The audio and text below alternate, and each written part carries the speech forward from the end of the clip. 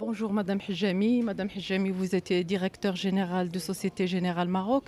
La réunion d'aujourd'hui a pour objet de revenir sur plan Avenir 2019-2021 et de parler également de la stratégie JOSOR Ambition 2022-2025. De prime abord, quel bilan pouvez-vous nous faire du plan Avenir 2019-2021 qui, il faut dire, a été perturbé par la crise sanitaire? Oui, effectivement, l'objectif de cette conférence de presse était de revenir sur le plan Avenir 2019-2021 et de vous présenter le nouveau plan stratégique, fruit aussi de nos travaux dans l'ancien plan, des enseignements qu'on a pu tirer durant la crise et qu'on continue à tirer par rapport à ce qui est en train de se passer aujourd'hui. Alors, sur 2019-2021, c'est ça votre question. Moi, ce que je considère, comme l'a dit le président tout à l'heure, c'est que heureusement qu'on avait lancé ce plan stratégique parce que ça nous a permis d'être mieux préparés à l'arrivée de la crise. Avoir changé l'organisation, avoir travaillé sur la refonte des modèles relationnels nous a permis d'être plus agiles pendant la crise, parce qu'on a subi tous une onde de choc qui était sans précédent.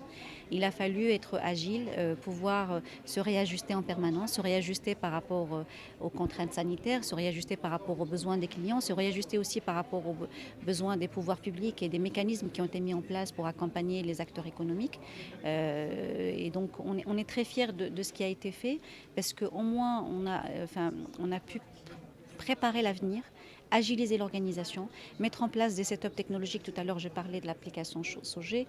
Heureusement qu'on avait anticipé ces investissements-là, parce que quand la crise est arrivée, ils étaient là et on a pu les mettre en service assez rapidement avec les régulateurs qui nous ont accompagnés, mise en place de diligences renforcées, mais qui restent soutenables et qui permettent d'assurer un niveau de sécurité suffisant à nos clients. Et ça, grâce à la pertinence des choix en termes organisationnels, à l'anticipation des besoins de transformation et d'investissement qui avaient été mis en place, parce que si on avait attendu la crise, je pense que l'impact aurait été différent et on n'aurait pas pu réagir de la bonne manière. On avait aussi anticipé en préparant des capacités de télétravail, ce qui nous a permis aussi de gérer des situations de crise et de contamination importantes tout en assurant la continuité de service. Nous n'étions pas identifiés comme des acteurs vitaux, mais la réalité c'est qu'on était des acteurs vitaux. Il fallait assurer la continuité du service bancaire, accompagner les acteurs économiques, distribuer les aides Covid, distribuer les indemnités CNSS, et tout ça en étant touchés nous-mêmes par nos équipes, par la crise et par ses impacts. Je pense que le boost aussi commercial qui a été fait sur le mix produit, sur les modèles producteurs-distributeurs avec les filiales, a permis d'avoir un push sur la partie productivité commerciale qui a mieux résisté à la crise, parce que sinon, je pense que les impacts auraient été beaucoup plus importants. Et donc, c'est fort de tous ces enseignements-là, et en capitalisant sur ce qui a bien marché, qu'on maintient, et en apportant les inflexions nécessaires, qu'on a pu construire ce nouveau programme stratégique, qui d'ailleurs leverage sur une bonne partie de ce qu'on avait imaginé, mais qui reste toujours d'actualité. Justement, pour la stratégie 2022-2025, il est intervenu dans un contexte marqué par la succession de deux crises, la crise sanitaire, la crise ukrainienne, la sécheresse, dans un contexte marqué par la conjugaison de l'ensemble de ces éléments. Quels sont les principes ayant régi l'élaboration de la stratégie 2022-2025?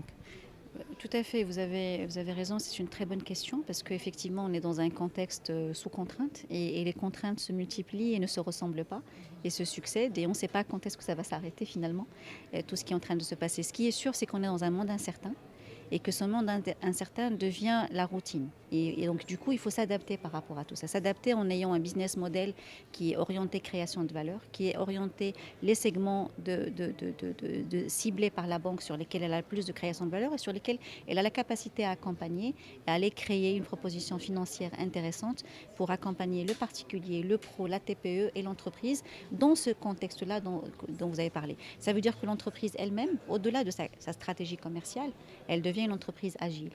Elle devient une entreprise agile dans sa manière de livrer des produits financiers. Elle devient une entreprise agile dans sa manière de réajuster son offre, parce que le besoin client a bougé et va bouger très vite. Et il faut savoir se réajuster. Et c'est dans ce cadre-là que le fait de passer en entreprise technologique permet de maîtriser la technologie, de maîtriser les outils, de maîtriser les offres et de ne pas dépendre de fournisseurs externes qui ne vont pas être en mesure de t'accompagner dans un monde aussi changeant, aussi mutant et avec des besoins de clients qui se transforment tous les jours. Il faut aussi être dans une logique où on n'accompagne pas uniquement les agents économiques et les ménages, mais on accompagne aussi l'État marocain, parce qu'on est des acteurs qui jouent un rôle fondamental dans cette transformation du modèle marocain et du modèle économique marocain. Et on est à plus d'un titre appelé à jouer des rôles, notamment sur l'inclusion financière, sur la transformation digitale, sur le développement des territoires, sur cette capacité à avoir une distribution de services e-gov qui sont distribués à tous les citoyens partout. Et la banque joue un rôle parce que sur ces applis mobiles, sur ces outils digitaux, de plus en plus, elle embarque ces services e-gov. Donc on est vraiment dans une coopération, une interaction permanente et le mot d'ordre devient l'agilité et la réponse en termes de réaction pour pouvoir... Et donc ça veut dire quoi? Ça veut dire connaître son marché, être proche de ses clients, être prêt à se transformer rapidement et avoir des outils best in class qui permettent d'assurer cette agilité, cet accompagnement de l'écosystème dans lequel on opère. Très bien. Donc, hormis les crises, l'élaboration de la stratégie 2022-2025, il intervient également dans un contexte où le Maroc s'apprête à appliquer un nouveau modèle de développement. Ce nouveau modèle de développement a pour objectif d'assurer une croissance durable et inclusive. Quelles sont les dispositions contenues dans cette stratégie et qui permettent d'accompagner le Maroc dans cette nouvelle dynamique? Oui, tout à fait. Donc, on a parlé tout à l'heure des modèles relationnels, notamment le modèle SOGÉ, qui est un modèle low cost, un modèle digital, un modèle qui permet d'accélérer, si on souhaite en tirer profit, l'inclusion financière. Vous avez parlé du nouveau modèle de développement, il y a le régime social unifié. Donc ça, c'est des sujets extrêmement positifs pour le Maroc parce que c'est les enseignements de la crise aussi. On s'est rendu compte de l'urgence de mettre en place un régime social. Nous, on peut être un acteur qui accompagne cette transition-là grâce aux offres qu'on a lancées. Soit le modèle relationnel retail autour du conseiller et du chargé clientèle expert en agence, soit le modèle full digital, low cost, sans frais, qui permet une inclusion large des Marocains pour pouvoir leur permettre d'avoir accès à un service financier, de pouvoir bénéficier des aides, de pouvoir avoir aussi l'accès à leur identité numérique. Tout ça, ce sont des éléments extrêmement importants. Le deuxième élément, c'est toute la partie transformation digitale. Et la transformation digitale, elle s'entend aussi dans une responsabilité sociale et environnementale. Typiquement, l'application mobile, de plus en plus, elle devrait vulgariser l'usage de la technologie, notamment sur certains besoins spécifiques.